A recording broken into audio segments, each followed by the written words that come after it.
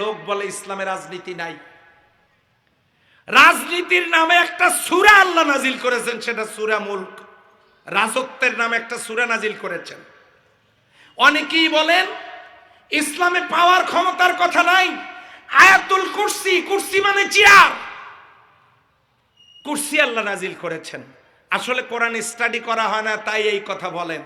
সম্মানিত ভাইয়েরা, এই সূর্যের আলো এটা কি শুধু মুসলমানেরা পায় নাকি সবাই পায়? অক্সিজেন শুধু কি অমুসলিমরা পায় নাকি সবাই পায়? সূর্যের আলো সবাই পায়, অক্সিজেন সবাই পায়, নাজ নিয়ামত সবাই পায়, সব পায় মানুষ আল্লাহ। সেই আল্লাহর কোরআন যদি জমিনে চালু থাকতো, সুখে শান্তিতে সবাই বসবাস করতো। বলেন সুবহানাল্লাহ। এই যে মানুষকে বোঝানো হলো যদি ইসলাম আসে অমুসলিমরা ঝামেলায় পড়বে, এই দেশে থাকতে পারবে না। এবারের পূজার খবর নিয়ে দেখেন, সবচাইতে ভালো পূজা এবার শান্তিমতো করতে পেরেছে তারা। সারা দেশে কোথাও অসুবিধা হয় নাই। কথা বলেন ঠিক কিনা?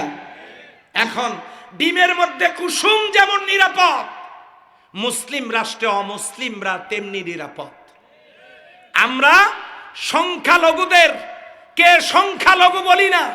আমার এই দেশে যারা জন্মগ্রহণ করেছে স্বাধীন দেশে, তারা এ দেশের সম্মানিত নাগরিক।